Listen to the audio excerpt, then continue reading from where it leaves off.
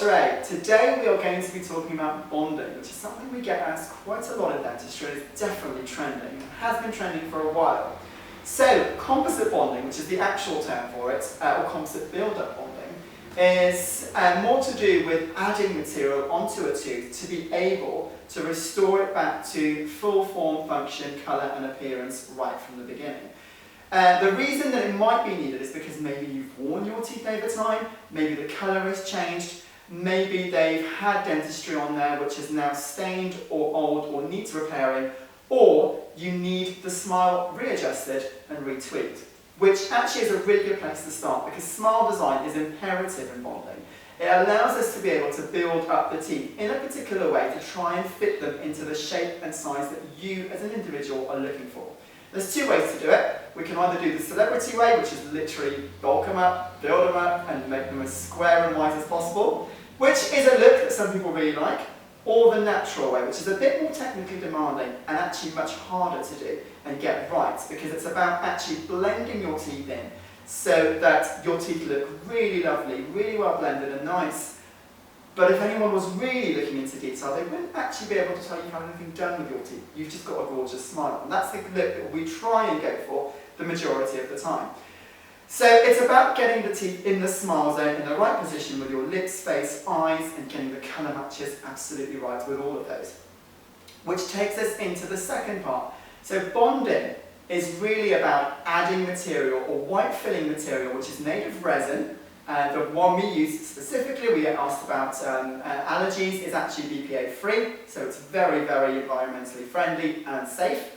And it's adding that material to get it stuck onto your actual tooth surface without damaging it or with minimal damage to the tooth, the original tooth surface, and getting the shape and the contours of the teeth into what we want them to do. This allows us to reset them and allows us to make some quite drastic changes to the smile zone, which can make things very interesting in a lot of the times. The reason it might be needed is because you may wear down your teeth significantly over time, which could be anything dietary related, it could be anything you drink, things that you've eaten for a long period of time, and then adding and changing that to try and reset and get the teeth back to the original shape that they were. The other side of it is the cosmetic element. It's wanting to change the colour of a tooth, which is very difficult to do. Maybe whitening just doesn't work for you or isn't appropriate, or you don't want to go down that route. And you also want to change the design of the shape of the teeth at the same time, in which case bonding would work really, really well in those cases. And it allows us to have that full control and adjustment to whatever it is that we want to do.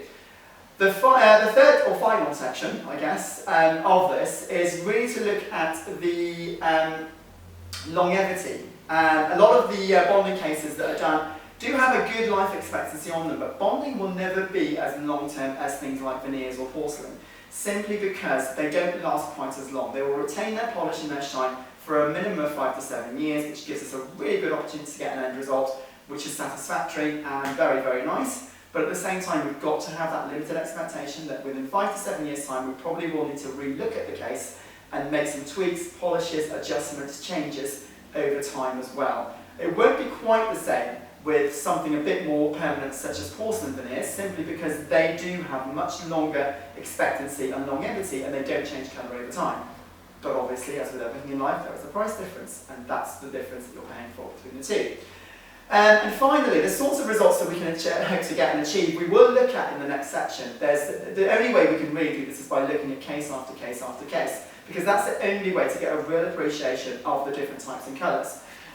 One of the biggest factors in all of this is colour and photography. So when we're looking at different shades and colours, we're looking at the different elements that we can adjust. This is a perfect example of a shade guide that we have. We have every single one of these colours in stock to try and match it. The only way we can match it appropriately and accurately is using modern day digital photography, which allows us to be able to figure out exactly what colour your dentine and enamel shades are on your teeth by being able to get rid of the lights and extra lights that are around there and the colours, and also really just zooming in with the camera as deep as we can to try and get that natural element matched up as well as possible. And finally, it's the polishing process. Anyone can place composite on teeth. The way we polish them, the way you treat them afterwards and get that lustre and shine on that is what determines how long something is going to last for and how amazing it looks at the very beginning.